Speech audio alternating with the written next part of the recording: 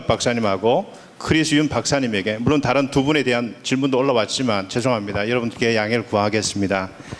첫 번째, 우리 허정갑 박사님께 몇 분이 거의 유사한 질문을 주셨습니다. 이겁니다.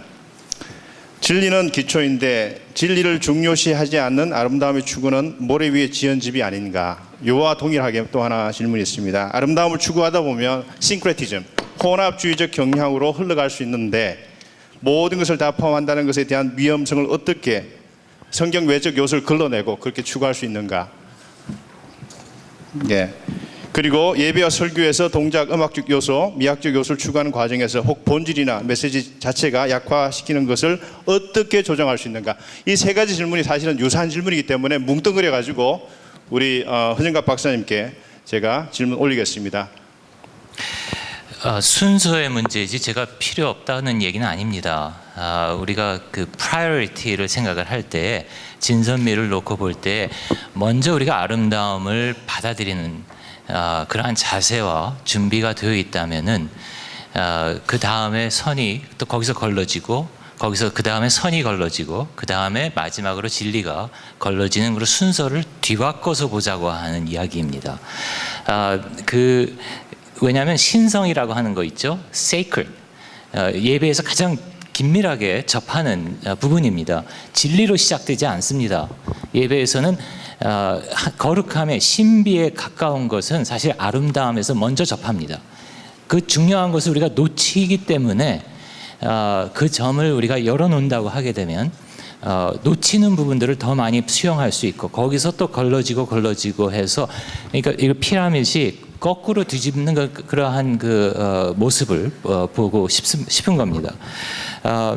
우리 사실 종교개혁을 통하여서 이런 이미지나 말씀의 본질에 대한 것에 그 외의 것들은 버리려고 하는 iconistic controversy를 여러분 기억하실 겁니다. 그런데 거기에서의 사실 본질은 형상들이나 그것들을 깨부수는 것에 있지 않았고 우상을 부수는 것이었죠.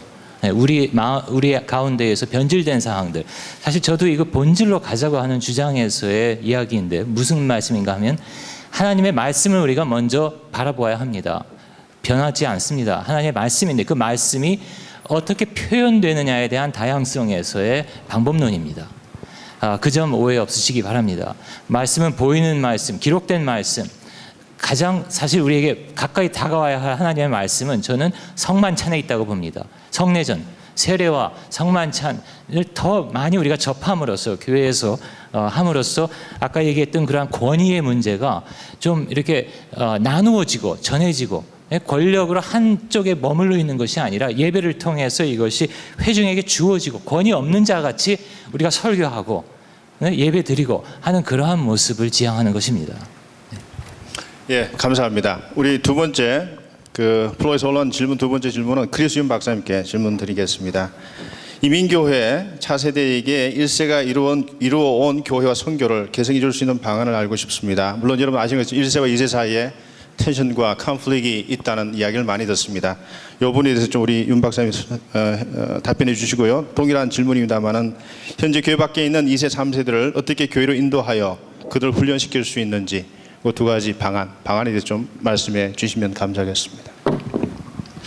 먼저 선교에 대한 비전인데, 사실 선교에 대한 비전은 모두가 가지고 있는 것이 아니라고 생각합니다. 거기에 대한 스페시픽한 컬링이 있어야 되고, 그런데 2세들을 보면은 신학교나 아니면 학교에서 굉장히 합리적인 것을 많이 배우기 때문에, 제가 신학교를 다닐 때도 잡을 잡게 되면은 꼭 job description을 만들어 가지고 거기에 있는 것은 하지 않도록 하는 것이 너를 보호하는 것이다. 이제 그런 식으로 저도 탈벗에서 배웠습니다.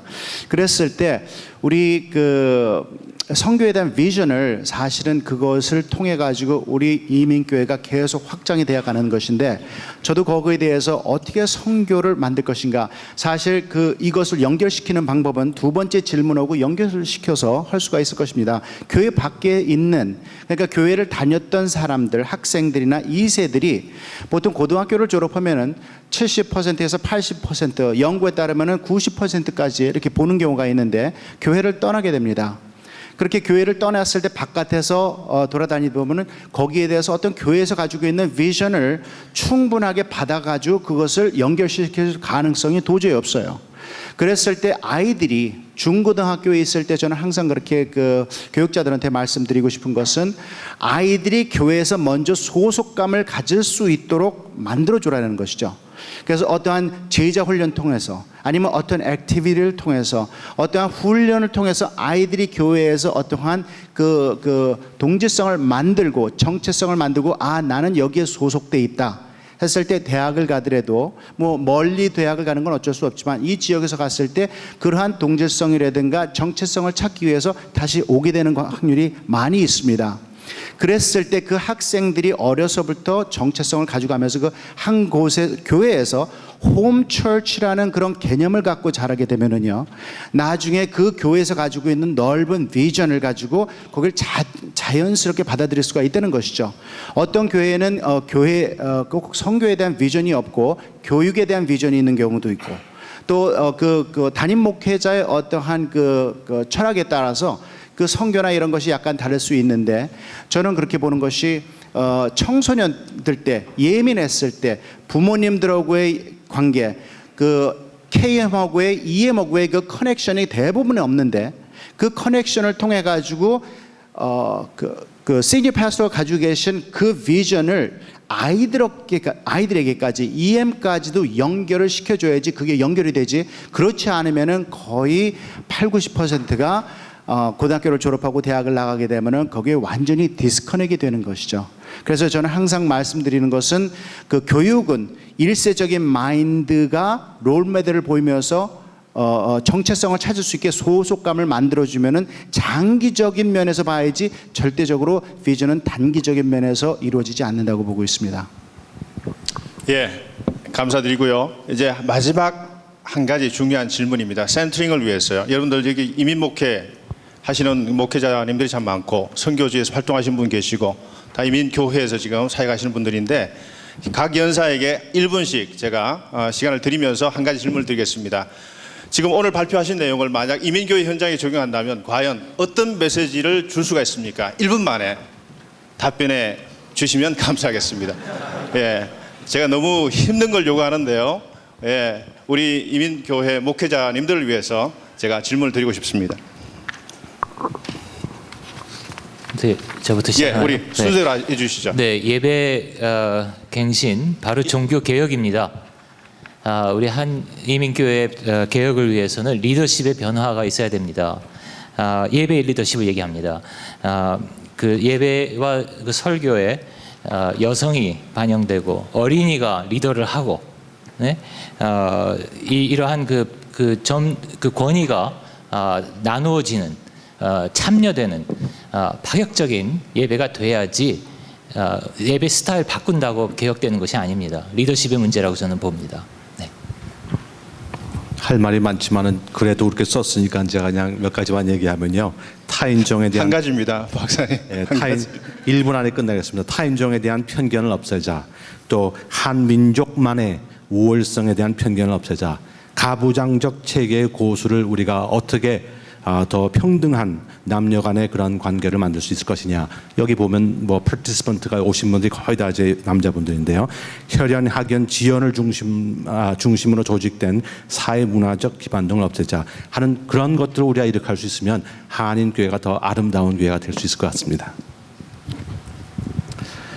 많은 2세들이 EM 목사님이 되고 교육자가 되면 단독 목회를 원합니다. 그래서 KM 쪽에서 영향을 안 받는 방향으로 해가지고 본인의 비전과 본인의 계획을 가지고 하는 경우가 많이 있는데, 물론 잘하고 계시는 EM 목사님도 굉장히 많이 봤습니다. 하지만 경험이라든가 여러 가지가 부족해가지고 본인의 가지고 있는 비전이 흔들리는 경우가 많아요. 주위의 환경에 의해서 비전이 자꾸 바뀌는 경우, 그거는 담임 목사님께서 보셔가지고 제 서제션은 어떻게 충분히 그 성숙도가 되지 않으면 KM 쪽에서 그것을 관할하셔가지고 EM에 대한 모든 목회를 하나의 가장 높은 곳에서 내려오는 영적인 것으로 했을 때 청소년이나 대학생들이 안정감을 갖게 됩니다. 정체성으로. 그리고 정체성이라는 것은 한두 번에 6개월 안에 정해지는 것이 아니고 계속 ongoing으로 progressive로서 몇 년이 걸릴 수도 있고 10년이 걸릴 수도 있습니다. 그것이 될 때까지는 일단은 충분하게 안정감을 줄 수 있는 교회의 시스템과 전체적인 비전이 이루어져야지 도움이 될 거라고 생각합니다. 선교지에 이렇게 오신 분들 중에 성공하신 분과 성공하지 않으신 분들을 보고서 아주 참 이렇게 묘한 그것들을 발견하게 됩니다. 그건 첫째는 선교지에 오기 위해서 선교사 교육을 많이 훈련하는 게 참 필요합니다. 하지만 아무리 훈련을 받았다 하더라도 실패한 사람이 많이 있습니다. 왜냐하면 성공한 사람은 선교지에 오기 위해서 선교사로서의 훈련을 많이 한 것도 중요하지만 선교사로 오기 전에 자기가 살았던 삶을 얼마나 충성스럽게 살았느냐가 핵심적인 겁니다. 아무리 선교지에 오기 위해서 많은 훈련을 했더라도 그 전에 삶이 충성된 사람이 아니면 선교지에 와서도 충성된 삶을 살기 어렵습니다. 저는 그런 의미에서 교육이 삶과의 연결고리를 만드는 것이 매우 중요합니다. 저는 그래서 우리가 어떤 교육을 하느냐도 중요하지만 그 교육이 데일리의 삶에 어떤 영향력을 미치느냐가 훨씬 더 중요하다고 생각합니다. 그런 의미에서 우리 교회가 우리가 좋은 교육과가 올라서 그것을 삶으로 연결시키는 그 브릿지를 만드는 그런 것에 우리가 좀 같이 고민하고 해법을 찾는 것이 매우 중요하다고 생각합니다. 예, 이렇게 해서 첫 번째 세션을 마감하겠습니다. 여러분들 기다리시던 점심시간인데 잠깐만요. 우리 오늘 발표해 주신 네 분 연사님들, 크리스윤 박사님, 허정갑 박사님, 차멜리 박사님, 원동영 박사님, 네 분에 대해서 논찬해 주신 민종기 박사님, 김연아 박사님, 너무 수고해 감사드립니다. 예, 그 다음 순서로 우리 오정철 목사님께서 진행해 주시겠습니다.